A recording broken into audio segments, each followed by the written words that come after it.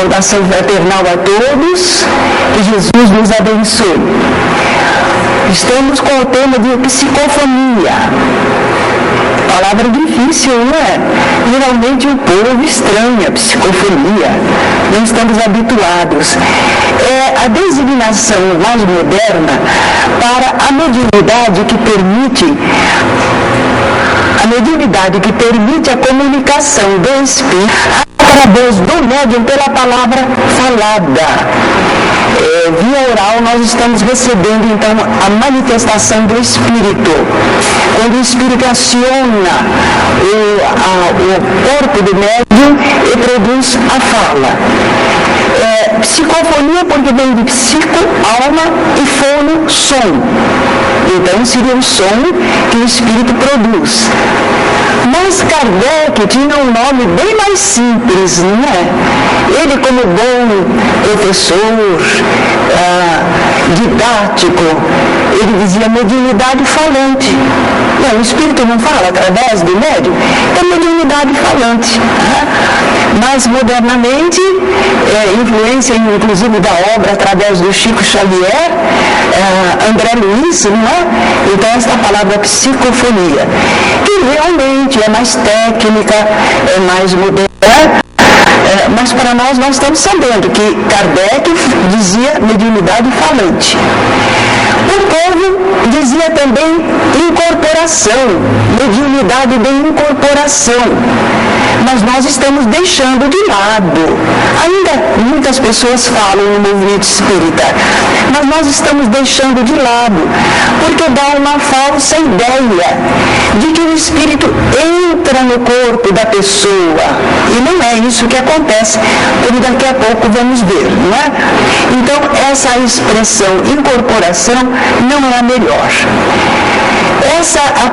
A psicofonia ou mediunidade falante é das faculdades mediúnicas mais encontradas no nosso movimento.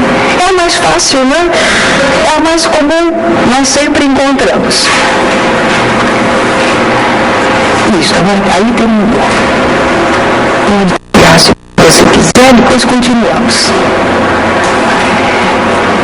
Vamos ver as vantagens desse tipo de faculdade, mediunidade falante, psicofonia. É muito útil, porque permite o diálogo direto, vivo. Inclusive nós dizemos nas reuniões de desobsessão, quando se trata com aqueles espíritos difíceis, nós não vamos usar a psicografia, porque até ele escrever através do médium, nós lermos e falarmos com ele, se perde. O diálogo não se faz.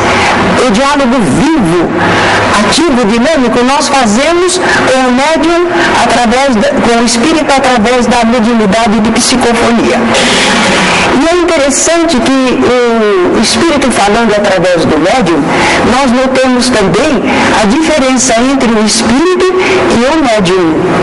Porque a fala do espírito é bem diferente da do médium. O cabedal dele, os conhecimentos dele. Então, muitas vezes, através dessa mediunidade, o médium é veículo de informações, de palavras, de frases que estão fora do conhecimento dele, além do conhecimento dele, não é? Kardec comenta que médiuns iletrados de inteligência vulgar às vezes se expressam com verdadeira eloquência e tratam de questões que no estado comum eles seriam incapazes de emitir uma opinião sobre aquele assunto. Se é tão vantajosa assim a psicofonia, ela não apresentará alguma desvantagem? Sim, apresenta. Porque nós precisamos analisar bem. Nós precisamos ver a origem daquela comunicação. Que espírito é? O que ele está falando? Que qualidade ele tem? Qual a sua natureza? Então, o espírito está falando. E nós temos que fazer essa avaliação. E muitas vezes não chega a constituir uma prova de identidade. Sim, é verdade que às vezes o espírito diz alguma coisa que só a pessoa sabia, só alguém da família sabia, e então fica comprovado que ele sabe coisas da nossa família. Mas nem sempre a psicofonia favorece assim para nós dizermos, foi aquele espírito, foi ele mesmo que se comunicou. Porque muitas vezes a voz é do médium. Nem sempre a voz modifica. Em alguns casos, os espíritos conseguem imprimir a sua própria voz através do aparelho fonador, mas não é usual. Geralmente a voz é a do médium.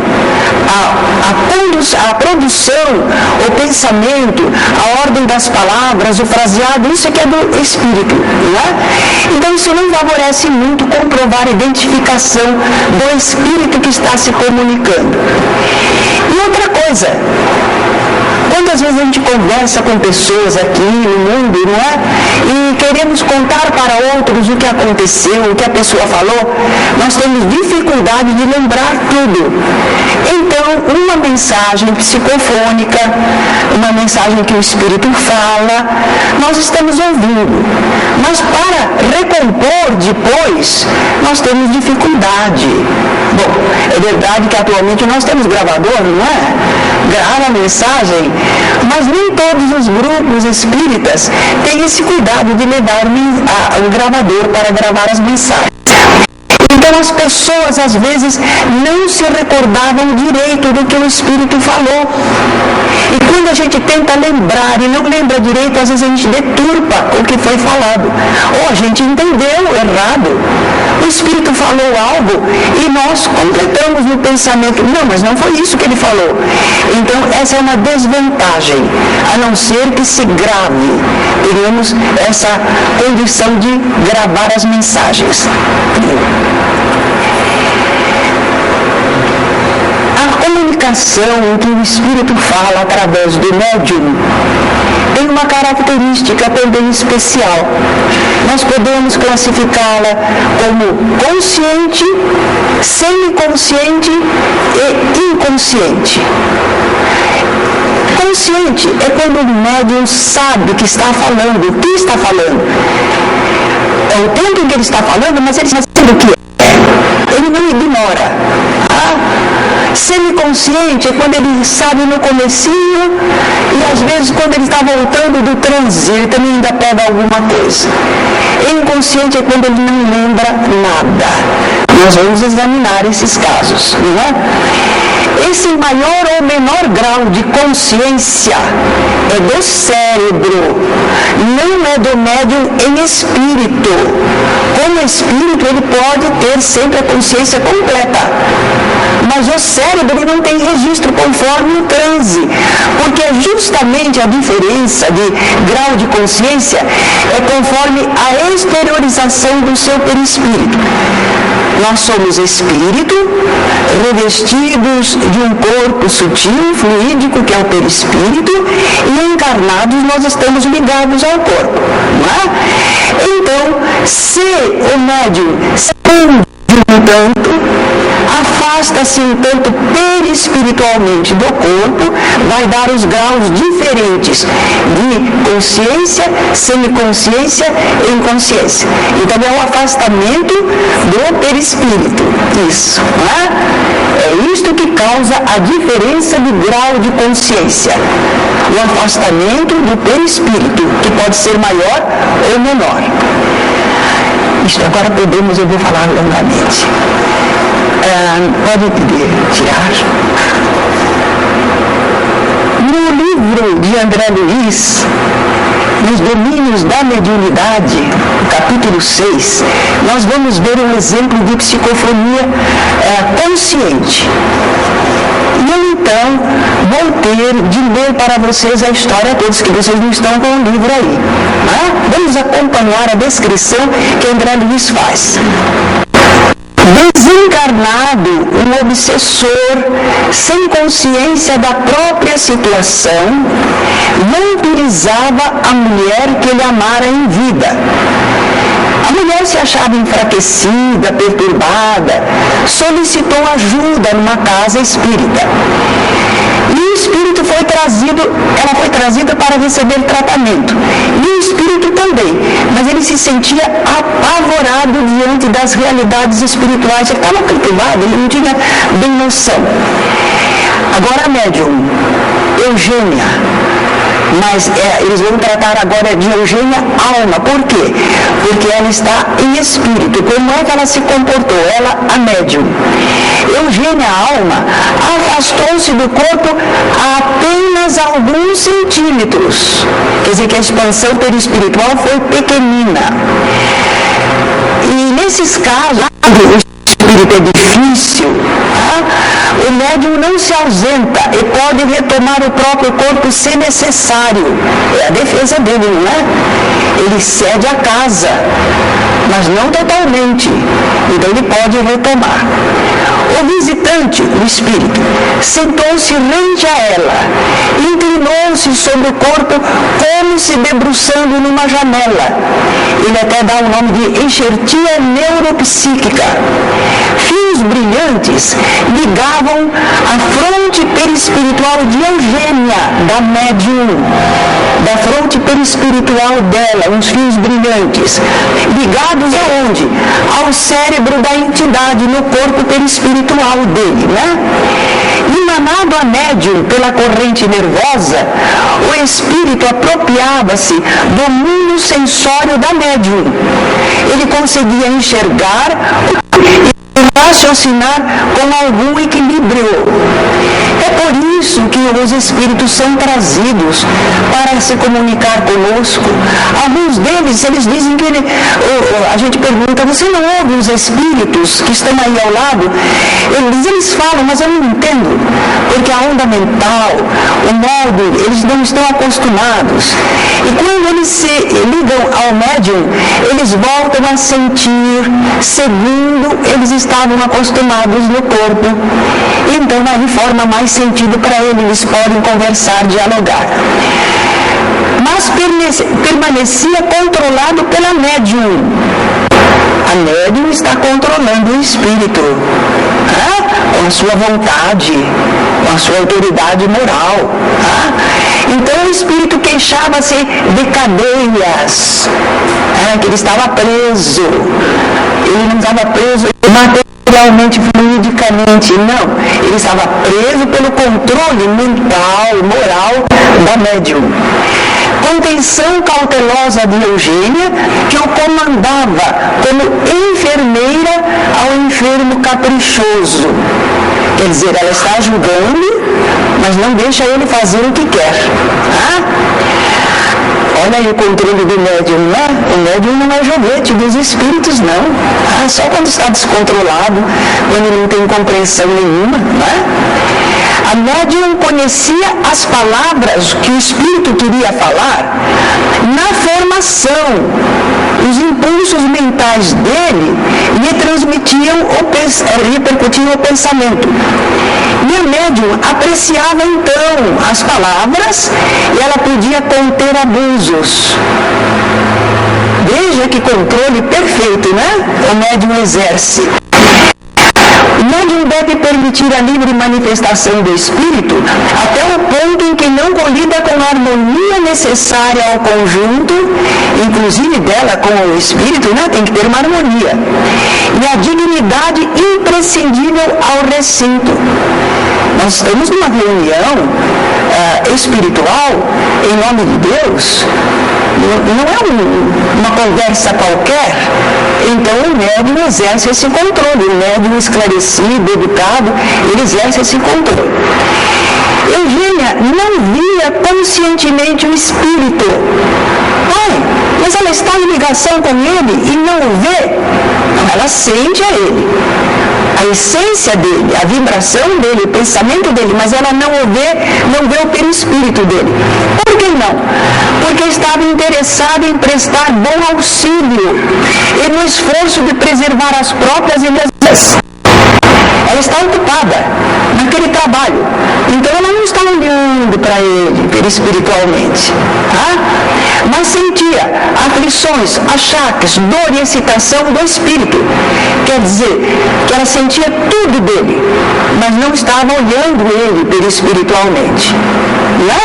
Como às vezes o médium diz, estou vendo aqui um espírito.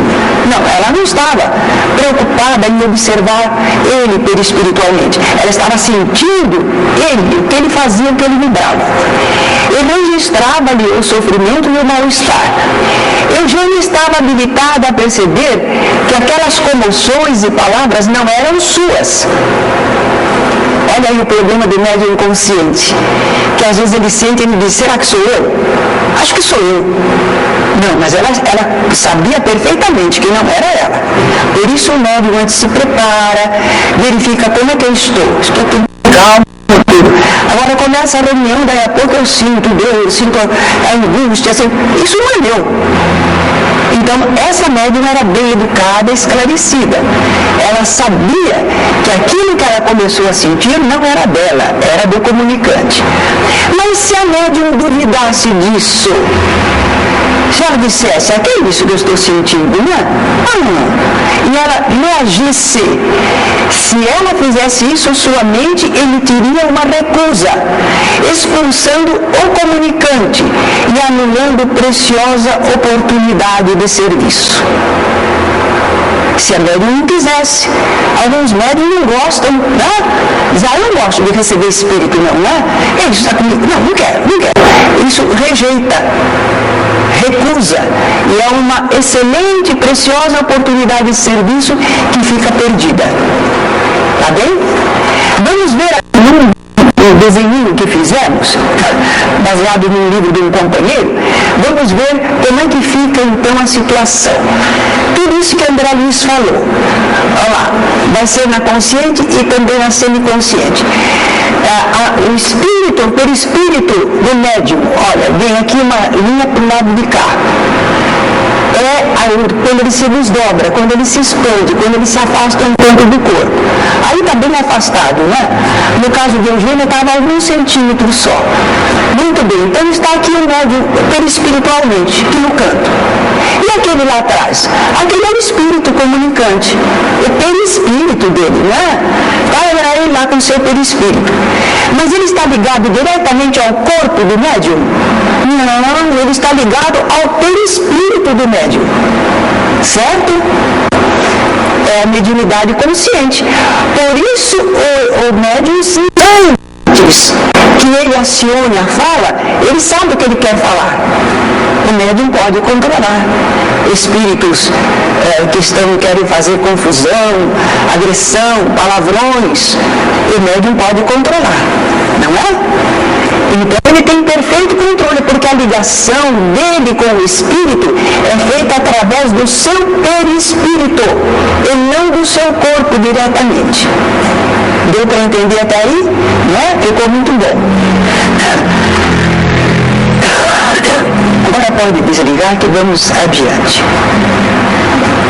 Ainda confirmando, apesar de eu já ter falado, para ficar bem claro, pequena exteriorização do perispírito do médium, apenas alguns centímetros. Formação de uma atmosfera fluídica entre as irradiações perispirituais do médium e do comunicante. Uma corrente nervosa ligando o cérebro perispiritual do médium ao cérebro do espírito comunicante. O espírito emite o pensamento e procura influir sobre o aparelho fonador. O médium conta isso. Ele sente às vezes como uma vibração, ele sente algo assim, né? É o espírito que está procurando falar. Ele não sabe muitas vezes, o espírito, nesse caso, que não era esclarecido, ele não sabe como agir, mas instintivamente ele quer falar, e no querer falar, ele age sobre a garganta, e o médium sente alguma coisa. O médium sente essa influência e capta o pensamento do espírito comunicante na origem, antes de falar, e pode transmiti-lo ou não, na medida atividade consciente assim, transmite ou não, se quiser, se o médium achar que convém. Tá? Se concorda em falar, transmite a ideia conforme a entende. Ele está captando a ideia, não é? Será que ele entende perfeitamente? Usando o seu próprio estilo e vocabulário e fraseado. Então, às vezes, fica difícil para comprovar a identidade. Porque a mensagem é do espírito, mas o modo de falar, o fraseado, é do médium. Então, a pessoa diz, não parece ele, foi ele, certo? Porque é o médium que está captando a mensagem e produzindo a fala. A sensação que ele sentiu aqui era a vontade do espírito de falar. Mas o espírito não agiu sobre a garganta dele diretamente.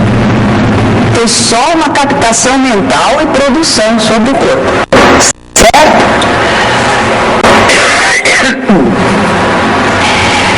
Qual a vantagem da psicofonia? O médium pode avaliar antes a manifestação pretendida. E tem fácil controle sobre o fenômeno e pode até interromper o transe se necessário. Se o médium perceber que vai haver um descontrole geral e que não, ele pode interromper.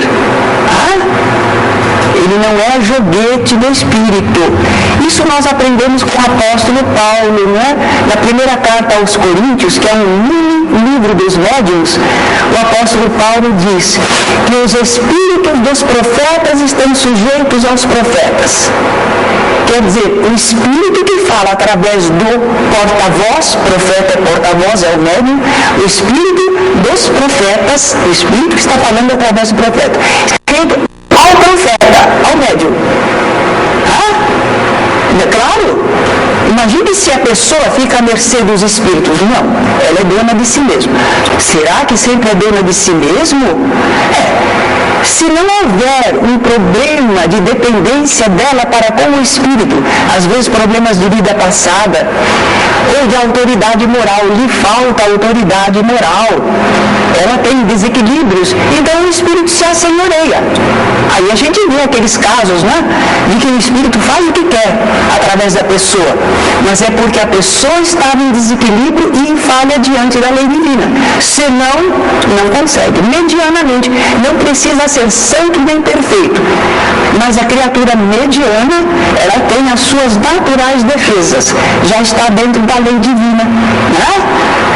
Por isso a gente não precisa ter medo. Algumas pessoas no começo do desenvolvimento mediúnico dizem assim, será que o espírito vai me tomar e depois ele não vai embora?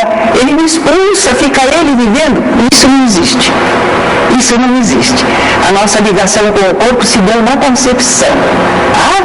Então não há como o espírito se substituir à pessoa. Ele domina, ele funciona, mas é temporariamente. Para melhor proveito do seu trabalho, o que o médium inconsciente deve fazer? Primeiro, não se negar ao intercâmbio necessário. Intercâmbio necessário. Porque o intercâmbio que não é necessário, você não vai ficar toda hora recebendo espírito. Não é? Não, mas nas horas oportunas, nos trabalhos apropriados, você está ali para servir. Você é uma espécie de telefone, você é um porta-voz. Sua função. Se os médiuns se negarem a receber espírito, vamos para casa. Acabou. Não há mais o que fazer. Não é? Instruir-se, então o médium tem que tirar as dúvidas, tem que confiar mais, né? Instruir-se para poder melhor transmitir as ideias dos espíritos comunicantes. Há pessoas que dizem que o médium não deve ser instruído, porque aí a gente não tem confiança, é que o médium sabe muito, ele fala muita coisa. Não! Um piano com todas as teclas, ele permite ao musicista se expressar melhor do que um pianinho de criança. Então ter uma boa instrução, um cérebro bem cultivado, isso não atrapalha. E a gente vê, por exemplo, médiuns que são cultos, instruídos, E vem um espírito que foi analfabeto e ele se manifesta falando palavras singelas, pobrezinhas. Aí a gente vê a verdade do médium. Ele capta como é o espírito e transmite. Ele tem um cabedal maior, mas o espírito não tem. Então ele está servindo ao espírito para a comunicação. Estou falando muita coisa? Está dando, né? Ele deve ser fiel na transmissão, interferir o mínimo possível. Sabe como é? A gente sempre interfere um tiquinho, por causa do nosso jeito. Somos nós que estamos falando, no caso da mediunidade consciente, não é? Mas interfere o mínimo possível. Quanto possível, procura ser fiel. Ser um bom tradutor. E não aquele, como é que o pessoal diz assim? Tradutor traditore. Né? Quer dizer que trai. Não. O médium consciente vai procurar ser um intérprete fiel, o mais possível. No caso da mediunidade semiconsciente, o grau de semiconsciência é que está um pouco mais afastado o perispírito do médium. No caso de Eugênia, eram poucos centímetros. E esse talvez seja um tanto mais. Certo? Isso favorece justamente a inconsciência cerebral do médium. Como ele está mais distanciado perispiritualmente, no começo ele está sentindo, percebendo, talvez gravou a primeira frase, mas o restante ele está um tanto distanciado e não gravou bem em relação ao cérebro. Quando ele vai voltando no término da comunicação, que ele está reassumindo, ele ainda as últimas palavras, a última frase, o último sentido. Então o semiconsciente é assim. Lembra o comecinho, lembra o fim, mas não lembra o recheio. Certo? As recomendações para eles, as mesmas que para o médium consciente, não é? Procurar se aperfeiçoar no exercício de sua mediunidade, esforçar-se por diminuir a interferência no fenômeno, não é? Nós vamos agora ver a mediunidade inconsciente. No livro Nos Domínios da Mediunidade, André Luiz chama de psicofonia sonambúlica. Porque, no caso, o espírito vai poder movimentar o corpo do médium, certo? Ele não está só mandando o pensamento sendo captado pelo médium, ele vai atuar sobre o corpo. Nesses casos, não é usual, mas o espírito pode comandar o corpo, levantar, andar, mexer, certo? Ele tem mais ação sobre o corpo. Por isso que ele chamou de sonambúlica. Vamos aproveitar para comentar, no sonambulismo, o que nos parece é o seguinte: sonambulismo só da própria pessoa, sem outro espírito. A pessoa está com uma preocupação, uma ideia qualquer e foi dormir. Dormiu, mas espiritualmente ela está preocupada com aquilo. Então, ela faz, em vez de fazer aquele desdobramento perfeito, quando a gente dorme, a gente deixa o corpo, se desdobra, vai viver espiritualmente, não. Ele não fez o desdobramento total. Desdobrou só um pouco, afastou-se só um pouco. E o que acontece? Ele está preocupado com alguma coisa, ele quer resolver aquilo. Ele vai espiritualmente, mas ele arrasta o corpo, porque ele ainda está ligado, certo? E às vezes ele não precisa abrir os olhos para ver. Por que não? Porque ele está em espírito, presente, atuante, sabendo o quê? Então assim se explica alguns aspectos do sonambulismo. Então vamos ver psicofonia sonambúlica. O espírito não vai andar não, mas vai movimentar-se um tanto. Espírito dementado varou o recinto. Olha lá, o espírito está fora de si. Fluidos escuros, roto e sujo. Bom, era como ele plasmava, não é? Lembra do André Luiz, quando ele se vê sujo, roto? Não, é a mentalização do espírito sobre os fluidos do ambiente, sobre si mesmo, não é? como ele nem pensa, ele está com aqueles problemas, então ele não cuida da forma, ele não mentaliza a obra. Aí então dá essa aparência, roto, sujo. Fora desumano fazendeiro e se mostrava revoltado contra as mudanças sociais.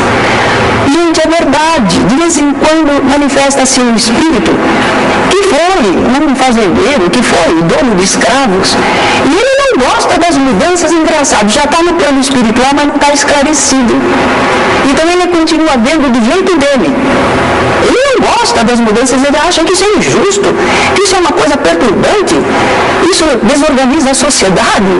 É o modo como ele pensava ainda, né?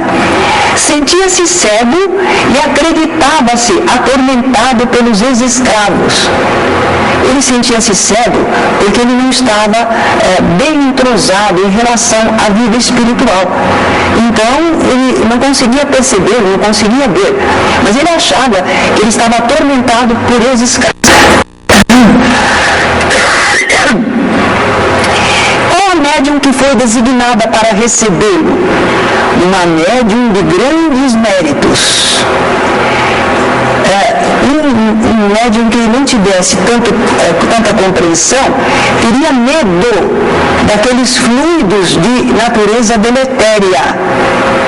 Mas a gente sabe que a luz que é a produção luminosa benéfica, fustiga ou desintegra. Não tem que recear, não.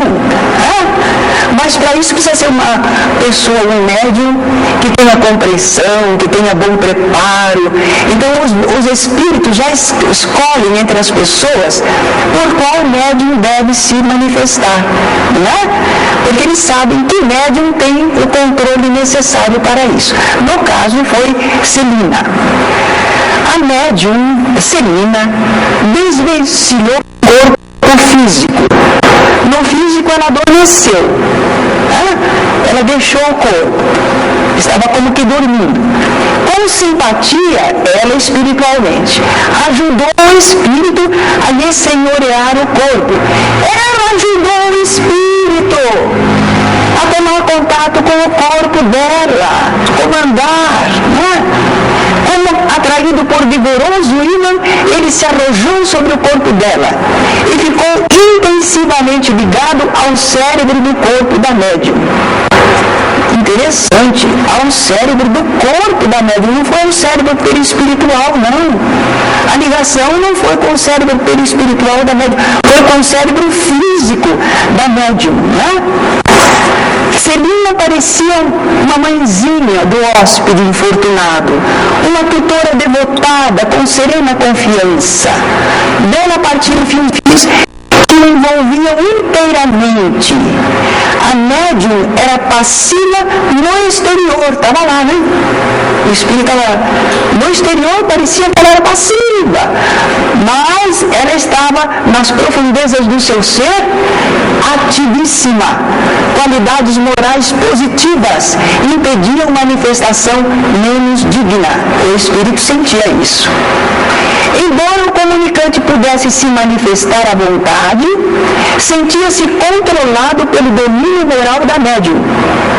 Olha a imagem que André Luiz vai fazer. Parecia um peixe em furiosa reação nos limites de um aquário.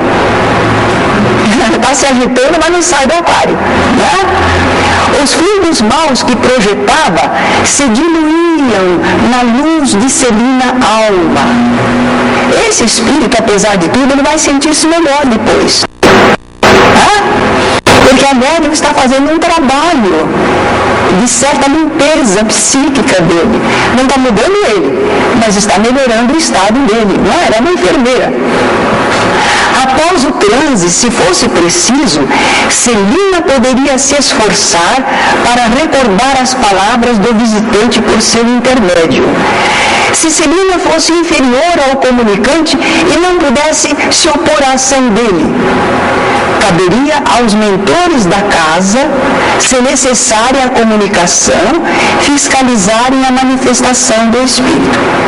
Se a médium não tivesse condições de controle assim, os espíritos dirigentes, o dirigente da reunião vai tomar uma atitude. Né? Então vem o dirigente da casa e diz: meu irmão, você não tem permissão para agir dessa maneira, fala com o espírito e controla. Se por acaso o médium não tiver condições. Também os espíritos, né, que dirigem a reunião, tomam providências. Vamos ver agora então no desenho como é que ficou. É o mesmo desenho aparentemente, mas não é bem igual.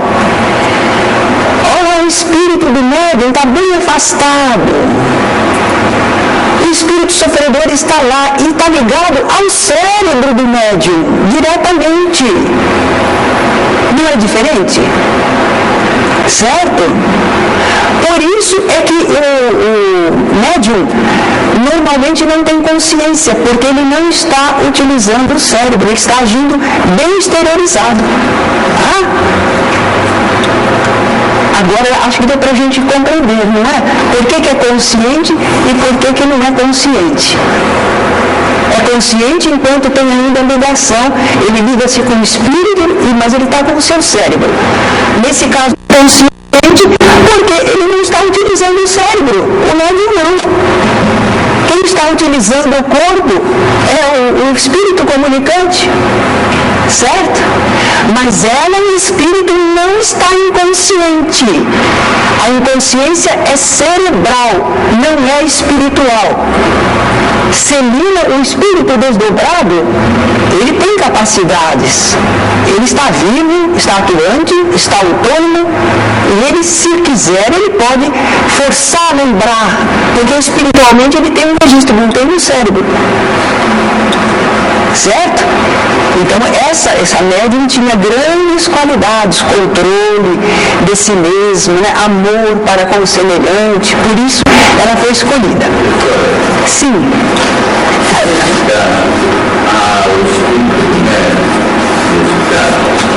Sim, está aqui ao lado.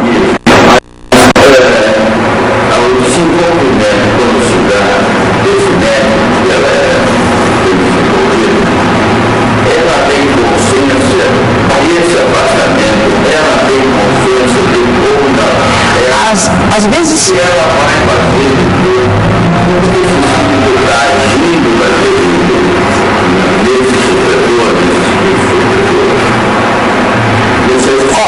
sim, entendi sim, olha. Isto obedece leis naturais. Há pessoas que nunca frequentaram uma casa espírita, mas que quando se manifesta a mediunidade neles, e eles têm essa característica, ele dorme, mas em espírito ele vive. O espírito age através dele, fala coisas, se comporta. Quando ele volta assim, o pessoal diz: nossa, você falou estas coisas. Ele diz: se não gravarem, ele nem acredita. Porque para ele dormiu, ele não tem preparo para guardar, ele não tem perfeito equilíbrio. Ele ainda está na fase assim de médium natural, mas que não está educado e elevado para compreender o que está fazendo e procurar estar mais atento. Mas ele faz isso naturalmente, ele serve naturalmente e não lembra o que aconteceu. Então as pessoas da família, ou onde ele se manifestou, ou o espírito se manifestou, dizem: não, você era uma pessoa assim, você falou tal coisa. Se não gravarem, se não mostrarem, ele não acredita, porque para ele só dormiu, né? Então é um médium que não tem um preparo maior. Mas quando o médium está voltado para serviço, já tem um desejo de servir, se aprimorou, se ligou já a entidades amigas, ao seu protetor, ao seu espiritual, é outro procedimento. Ele faz isso com muito mais conhecimento. Varia então. Quer dizer, mediunidade é aquela faculdade. Como se trabalha dentro dessa faculdade depende de aprimoramento, de estudo, de exercício, de condições morais. O Manuel falou que o Chico Xavier escutar para ele poder comunicar Certamente. O médium tem que oferecer cabedal e está sabendo o que vai acontecer. No começo o médium não sabe. Aquilo se manifestou natural, porque vocês vieram aqui e ainda vão exercitar. Mas para muitas pessoas lá fora, aconteceu. Já estava na fase, já estava maduro. Isso é bem. Então não depende de que a gente vá lá fazer a pessoa receber um espírito. Então são fenômenos naturais. Nós aqui nos preparamos melhor, né? Fica mais fácil. Então nós vimos aí, nos domínios da mediunidade, psicofonia sonambúlica, vimos que o médium não guarda a consciência cerebral da mensagem, bem pouco ou nada recordará, pela sensação vaga. A Celina poderia, se quisesse, lembrar. Mas talvez, será que ela vai fazer questão de lembrar todas as comunicações por intermédio dela? Provavelmente não. O espírito ela sabe. Então nós vimos o que aconteceu. Acho que ficou bem claro, né? Transe sonambúlico é quando o comunicante consegue envolver o corpo do médium, fazendo andar, pegar objetos, etc. E transe letárgico é quando o corpo do médium fica imóvel. Não precisa ficar rígido, mas fica imóvel. Então esse é transe letárgico. Se a gente ler lá, o médium entrou em transe letárgico, quer dizer que o espírito não acionou o corpo, certo? Ficou parado. E sonambúlico quer dizer que movimentou o corpo do médium. Um minutinho só. Uma coisa interessante aqui.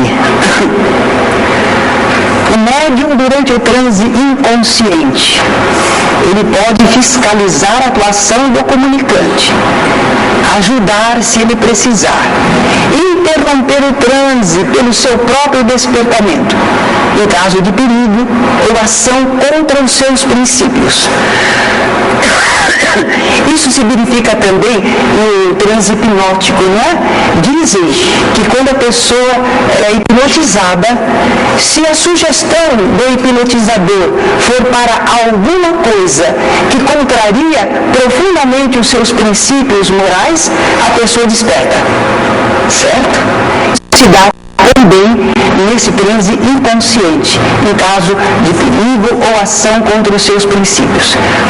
Mas ele não conseguirá fiscalizar e se impor se estiver dominado pelo comunicante, é o caso da obsessão. Por que aquela pessoa que o espírito a envolve e a deixa em situações ridículas e faz isso, faz aquilo outro, por que a pessoa não se impõe? Por que ela fica aparentemente joguete do espírito? Porque ela não está equilibrada, porque ela está em débito para com esse espírito, porque há uma situação espiritual diferente, não é o normal. E por isso é que a gente assiste a pessoa, através de médiuns experientes, a gente dialoga com esses espíritos, acomodando, esclarecendo, dissuadindo, não é? Aí a pessoa fica de novo senhora de si, mas ela precisa se preparar para não cair em outro. Não adianta a gente afastar um espírito se a pessoa não se melhora, ela vai oferecer campo para outro. Daí Jesus dizia, vai e não peques mais para que não te aconteça algo pior.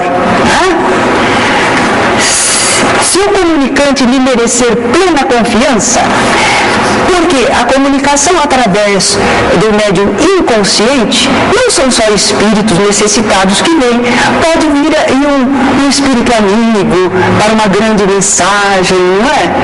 Então, o médium precisa ficar ali? Não, ele se afastou do corpo, ele pode ir um pouco mais à distância, não pode? Pode, porque ele confia naquele espírito, ele sabe que vai usar com critério, só para o bem. É um espírito elevado? Então é uma questão de confiança. Confio a minha casa. Confio a minha casa. Isso eu faço alguma outra coisa. Certo? Pode. Não é impossível, não. Agora, se o espírito não for evoluído, mediano para baixo, cuidado. o médium da mediunidade inconsciente, embora seja maior liberdade para o espírito, melhor identificação por gestos, entonação da voz e até transfiguração da fisionomia ao corpo pode ocorrer, a desvantagem é que se o médium não vigiar previamente sua atitude e conduta, poderá ficar na dependência dos espíritos inferiores a que tiver dado facilidade, não é? Então nós vemos vantagens e desvantagens, sempre muito cuidado, elevação de pensamento, objetivos superiores.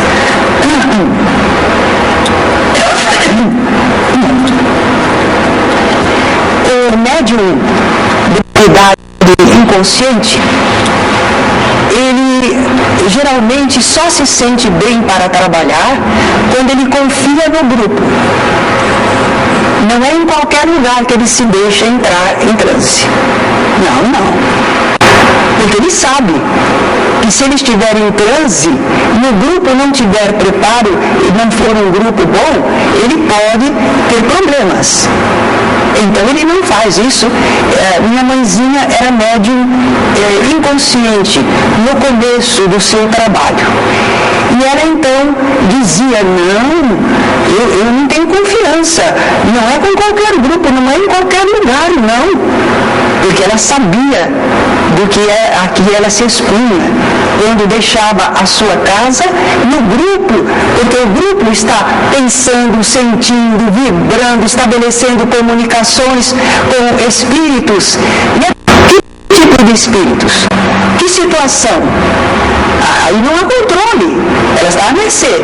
Então o médium inconsciente não deve aceitar entrar em transe se ele não tiver plena convicção, confiança quanto ao grupo onde ele está trabalhando, certo? Na apostila vocês têm aí no livro observações ao final. O médium é sempre responsável pela boa ordem do desempenho mediúnico. Gente, olha aí a responsabilidade do médium. Ele é sempre responsável, mesmo na forma inconsciente, porque somente com sua aquiescência ou conivência o comunicante pode agir, exceção feita aos casos de obsessão. Então, o médium nunca, eu sou inconsciente, eu sou médium inconsciente. Mas você tem responsabilidade pela sua conduta, pelos laços que estabeleceu, por se entregar à comunicação. Pode reagir? Pode, se tiver autoridade moral para isso. Então, a responsabilidade é do médium. Vocês vão dizer, mas e o grupo, a comunicação? Realmente. Mas se você for para um grupo, no grupo não oferece condições, como é que você foi trabalhar? E vigilância sua, você não entende isso? Não é? Então ainda foi responsabilidade sua, como você deixou? Deu passividade num grupo que não estava preparado. Não é em qualquer lugar, não é com qualquer pessoa. Quando a educação mediúnica é deficiente ou viciosa, viciosa quer dizer, tem certos hábitos, certas maneiras que não são as melhores, né? O intercâmbio é dificultado, faltando liberdade e segurança. O médium reage à exteriorização perispirítica, dificulta o desligamento e quase sempre intervém na comunicação truncada. Olha o médium. Vejam bem o que é que o médium faz. Primeiramente, ele aceita ou não a comunicação, rejeita, já está interferindo. Ele resiste.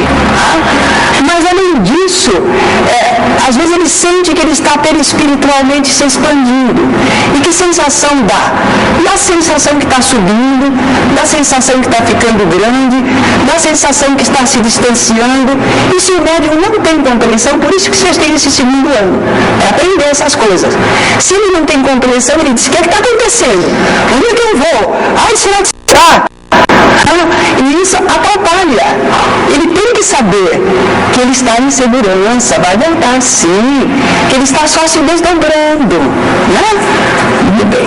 Mas se ele reage, ele não deixa acontecer. E também, uma vez que o médium deu comunicação, às vezes parece que o espírito não vai embora. E o médium continua. Aí o dirigente às vezes percebe, não, o espírito já se afastou. Mas por que o médium ainda continua como se estivesse em transe? Porque ele ainda está sentindo aqueles fluidos, aquele sentimento, aquela sensação, e ele pensa que o espírito está ali. E ele continua. Demora para voltar a si. Isso o médium vai aprender sozinho, rapidamente voltar. A pôr o pensamento em Deus, a pôr o pensamento no seu guia espiritual, no seu protetor, e sair daquela impressão. Porque se ele ficar cultivando aquela impressão, ele fica naquele estado. Parece que o espírito já está ali, e não está. O espírito já foi às vezes retirado, mas o médium continua. Certo? E ele também pode truncar a comunicação, nós já vimos, né? Ele pode truncar. Em caso de médium que vem de processo obsessivo, os mentores procurarão exercitá-lo com espíritos que não ofereçam perigo. Isso não tira a responsabilidade do médium quanto ao fenômeno. Que cuidado, né? Que atenção fraterna. Uma pessoa que saiu de uma obsessão, ele ainda não está bem estruturado, bem firme. Os dirigentes espirituais selecionam espíritos medianos, sem maiores problemas. Ele precisa, o médium precisa trabalhar, precisa aprender, precisa servir, adquirir merecimento. Mas ele não está em condição de receber aqueles piores espíritos. Vejam que no caso da Celina, foi quando os espíritos trouxeram um bem difícil, foi para a Celina. No caso da Eugênia, foi um espírito necessitado, sofredor, meio rebelde, mas não era agressivo como o outro. Ele seleciona, por isso que não é o dirigente da reunião que deve dizer qual espírito vai por qual médium, nós não sabemos. Isso a gente deixa para o plano espiritual. Para o médium inconsciente se entregar plenamente ao transe, precisa ter confiança na sua faculdade, nos espíritos que o assistem e principalmente no ambiente espiritual da reunião que frequenta. O grau de consciência na mediunidade, aí na apostila está escrito de incorporação. Vocês veem o subconsciente como está aí? Não, de psicofonia. Mudem a palavra incorporação aí. Está na apostila. O item 5. O grau de consciência na mediunidade de psicofonia. Corrijam. Pode modificar-se com o tempo, de inconsciente para semiconsciente e consciente ou vice-versa. Isso é importante também dizer. No começo, às vezes, o médium sente aquelas presenças fortes, tudo. E ele começa a trabalhar, vai trabalhando, e de repente ele começa a perceber que ele tem certa consciência, ele já não é inconsciente, não. E ele diz, o que será que está acontecendo? Não é? E se ele vai para perfeitamente consciente, ele diz, mudou o seu preparo espiritual para durante o transe ter consciência ou não. Ou a gente está passando por transformações. Eu perdi minha mediunidade, era mais forte no começo, não. Você se desenvolveu para dentro do processo de comunicação você ter mais consciência, mais controle, mais serenidade. Certo? Algumas pessoas dizem, mais forte no começo, não era. Você não tinha controle e você sentia grandemente. Agora você está trabalhando com aquilo com mais equilíbrio. Certo? Alguma perguntinha? Nós temos o espírito sofredor. Ele é trazido para a sala para ser atendido pela psicóloga. Mas é possível que o médium, sendo dotado de grande capacidade de julgamento, seja levado pelos amigos espirituais até a observação da sala para a vida. desejável não, por causa do desdobramento dele, mas o corpo dele está sendo utilizado, ele pode ir para adiante para observar coisas, aprender, conviver, não para mais trabalho. Ele não vai trabalhar em 2 pontos, certo? Ele, perispiritualmente, ele pode observar casos, espíritos sofredores, vibrar por eles, mas não intermediar. Espiritualmente não, certo?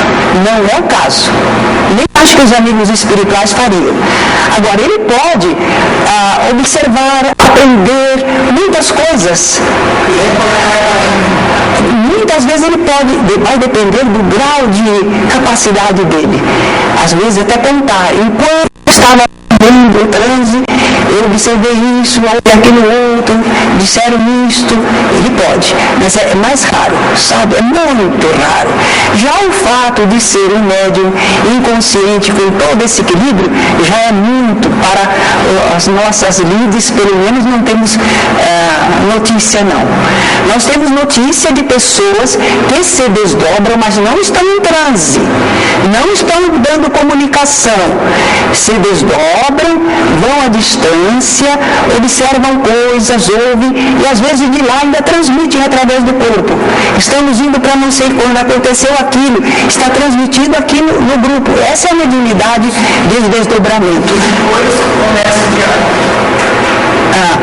Dependendo, porque o diálogo com o espírito que veio também, se às vezes trouxe, desdobrou-se, encontrou o espírito, atraiu amorosamente e depois permitiu o transe. Aí começa o diálogo. Sim, pode, isso pode. Agora, ele ao lado daquele estar trabalhando outro, não.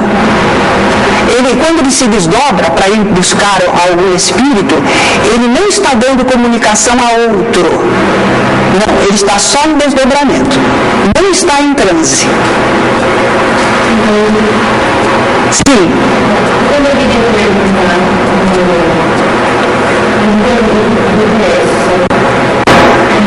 Sem trabalhar, eu já tenho estudado me concentrando, antes eu não estava no sono, e eu comecei a me concentrar e eu vinha saindo, mas assim, eu quero falar comigo, mas a gente está segura, eu estou segurando. Não é seguro. Eu já sabia, Nós tivemos a aula de desdobramento aqui no segundo ano. O desdobramento é aquele processo em que nós nos afastamos do corpo. Então, nós somos espírito, perispírito e corpo, estamos acoplados. Agora, quando nós nos afastamos espírito com o nosso perispírito, isso se chama desdobramento. Né? Agora, esse desdobramento ocorre na reunião mediúnica muitas vezes. Mas por que o espírito do médium vai se afastar? Se nós estamos numa hora de trabalho, de serviço, por que ele vai se afastar? Se ele se afasta para observar algo, servir a algo e voltar, e pode contar para... serve de instrução para todos, ótimo, então está valendo. Mas havia, por exemplo, uma companheira que durante a reunião ela ia embora. Se a gente chegasse perto dela e chamasse, ela acordava. E a gente não prestava atenção, sabe, muita gente. Mas um dia eu prestei atenção nela, falei, que interessante. Quando acaba a reunião, ela volta assim, mas durante a reunião ela está lá. Aí eu fui conversar com ela. Ela disse, assim que começa a reunião, eu começo a viajar, eu vou longe, vejo coisas, para cá, para lá. Eu disse, e o que se retira disso?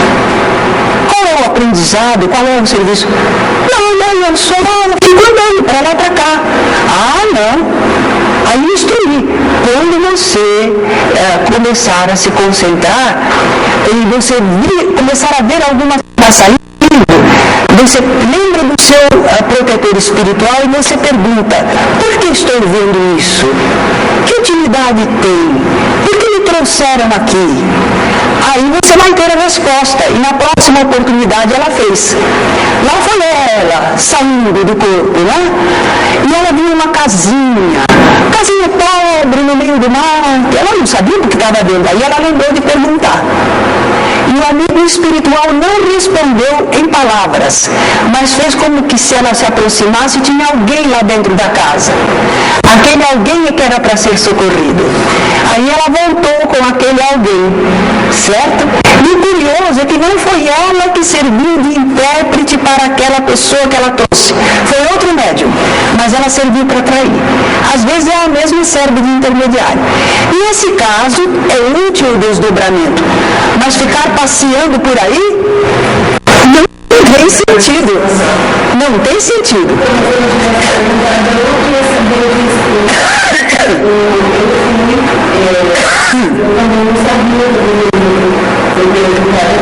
A gente sai sempre confiando no protetor espiritual sob a orientação dele, certo?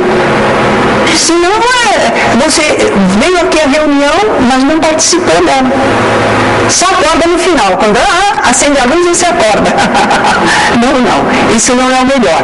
Mas tudo isso é aprendizado, certo? Tudo bem? Assim. O médico, no trabalho de uma reunião, ele pode ao mesmo tempo dar uma comunicação consciente, numa semi-consciente, ele pode variar. Sim, nós não temos um padrão para isso, não. O mesmo médium pode ter a ação consciente e pode ter inconsciente, semiconsciente.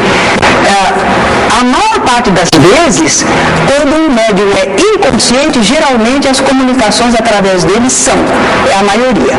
Mas não é impossível que ele entre em diferentes... porque é só questão de expansão perispiritual para ter consciência cerebral. Só. Então pode sim, pode haver mais de um. No caso anterior, quando a Minerva orientou a fazer o pedido, eu pensei que sempre houvesse, quando assistido pelo guia espiritual, ele fizesse. Sim, o guia espiritual, quando tem perfeito esclarecimento e ligação com a pessoa, às vezes ele mesmo orienta. Algumas pessoas dizem, e às vezes nem frequentaram o centro. Elas dizem que elas entram num transe e vem alguém e fala com ela, vamos. E ela vai, uma pessoa. E aí acontece, vê coisas, se instrui, vai, socorre, toma conhecimento de casos e volta depois. Então isso pode ocorrer. Mas é curioso que estes que estão começando na casa espírita, eu acho que os amigos espirituais querem que nós encarnados tomemos conta dos nossos companheiros e não deixemos só para eles trabalharem. Nós também estamos aprendendo. Nós dirigimos, mas temos que ficar atentos aos companheiros, não é? E como são muitas pessoas, às vezes passou 3, 4 meses, a gente não estava percebendo, mas lá um dia a gente percebeu e tomou providências. Tá bom? Sim. Um ponto que vale a pena se lembrar, a senhora falou da fidelidade do médium, né? E quando o espírito se manifesta com a intenção de dizer intempéries, palavrões, tudo é vergel, né? Nós dissemos que o médium não é joguete. Ele tem direito, ele não deve rejeitar o comunicante, porque o comunicante é desagradável, mas é um necessitado. Mas ele tem todo o direito de não deixar o comunicante dizer palavrões. Médiuns que não são educados aí fora, eu sei que houve uma ocasião, era um menino que era médium. Uma casa espírita que não tinha muito conhecimento. Eles estavam encantados com a mediunidade do menino, porque o espírito vinha através dele e fazia as maiores estrepolias, dizia as coisas mais horrorosas que uma criança nem saberia. E o pessoal dizia, isso que é tão... Olha a ignorância deles, não faziam por mal. Eles achavam que era uma demonstração viva da existência dos espíritos e de sua comunicação, porque era uma criança. Eles só esqueceram que a criança é um espírito, o corpo é que é criança. Eles esqueceram da ligação, né? É uma criança. É uma criança? É um espírito reencarnado, né? Então, a gente falou, não sei o que eles fizeram depois. Dei a orientação. Não, esta criança não pode ficar à mercê desse espírito. Vocês têm que protegê-la, prepará-la com conhecimento evangélico, a orientação moral, até que ele esteja em condições de discernir sobre a aproximação do espírito, se permite, se não permite. Ele não tem ainda essa capacidade. E vocês estão ensejando que o espírito se manifeste como ele quer. Qual a melhora moral e espiritual para o menino e para vocês? No que isso ajudou? Se uma primeira vez que acontecesse espontaneamente e que vocês tirassem a conclusão, não é que realmente os espíritos são diferentes do corpo, do médium, tudo bem, seria um aprendizado. Mas agora ficar toda vez? Não. A informação, o conhecimento você já tirou. Não fica repetindo a situação. Certo? Mas quando falo do conhecimento, por isso que a gente diz que a obra de Allan Kardec é extraordinária, porque saber que havia espíritos e que os espíritos se comuniquem, todo mundo sempre teve manifestações. Mas como fazer, para que fazer, como é que não podemos ter a proteção espiritual, né? Isso a gente só aprende com a obra de Allan Kardec.